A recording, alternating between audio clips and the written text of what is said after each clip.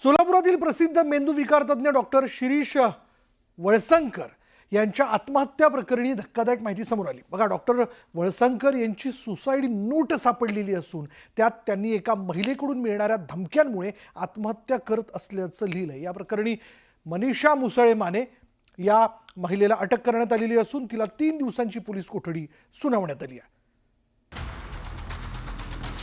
सोलापुरात डॉक्टरांची गोळ्या झाडून आत्महत्या, महिला कर्मचाऱ्याकडून धमकी, सुसाईड नोटमध्ये उल्लेख, आरोपी महिला पोलिसांच्या ताब्यात। सोलापूरसह अख्ख्या राज्याला हादरवणारी घटना शुक्रवारी रात्री घडली। सोलापूरचे सुप्रसिद्ध न्यूरोसर्जन डॉक्टर शिरीष वळसंकर यांनी राहत्या घरी पिस्तुलाने डोक्यात गोळी झाडत आत्महत्या केली। त्यांच्या आत्महत्येमागील धक्कादायक कारण समोर आलंय। मनीषा मुसळे माने या कर्मचारी महिलेने दिलेल्या धमकीमुळे डॉक्टरांनी आपलं आयुष्य संपवल्याचं सांगितलं जातं। तशी सुसाईड नोट त्यांनी लिहिली आहे। मनीषा माने 2008 पासून वळसंकर हॉस्पिटलमध्ये काम करत होत्या।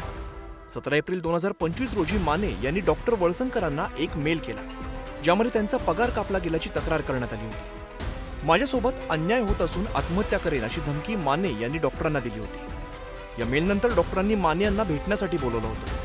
तेव्हा मनीषा यांनी त्यांची माफी मागितली, मात्र त्याच रात्री डॉक्टरांनी गोळी झाडून आत्महत्या केली।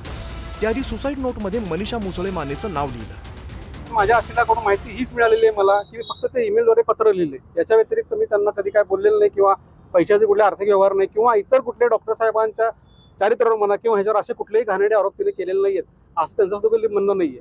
काय म्हटलं तिने पत्रामध्ये हेच की 1 दिवसाचा पगार का कपात केला, माफी कशासाठी? मग तो आरोप केला। एवढी जुनी सहकारी आहात तुम्ही, काय आरोप केला? हा आरोप की माझा 1 दिवसाचा पगार कपात का करताय तुम्ही, बाकी इतर कर्मचाऱ्यांचं का ऐकताय। डॉक्टर वळसंकर यांच्या आत्महत्येने सोलापुरात शोककळा पसरली। गेल्या 40 वर्षांच्या आपल्या कारकिर्दीत त्यांनी हजारो रुग्णांचा जीव वाचवलाय। मेंदूविकाराशी संबंधित निष्णात वैद्यकीय सेवेचा 4 दशकांचा अनुभव असलेले डॉक्टर वळसंकर हे SP इन्स्टिट्यूट ऑफ न्यूरोसायन्स या रुग्णालयाचे प्रमुख होते।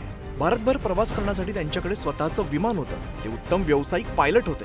अतिउच्च वैद्यकीय शिक्षणासह अद्ययावत माहिती आणि तंत्रज्ञानात ते पारंगत होते। देशासह परदेशात असताना सुद्धा त्यांचं आपल्या रुग्णांकडे बारीक लक्ष असायचं। न्यूरोलॉजी संबंधित निदान, उपचार, गुंतागुंतीच्या शस्त्रक्रिया संशोधनासाठी त्यांच्या रुग्णालयाचं नावलौकिक होतं। सरांनी भारतामधल्या मी म्हणतोय भारतामधल्या पहिल्या काही 100 ज्या एन्जिओप्लास्टी झाल्यात मेंदूच्या, त्या मोर दॅन 50% सरांनी केल्या। हा माझ्यासाठी फारच म्हणजे वेगळा अँगल सरांचा पाहायला मिळाला किंवा सगळं ज्या म्हणजे मेंदूच्या क्षेत्रामध्ये अजूनही कोणी धजत नाही कुठली एन्जिओग्राफी एन्जिओप्लास्टी, तो एरा सरांनी एक 15 ते 20 वर्षापूर्वी सुरू केला।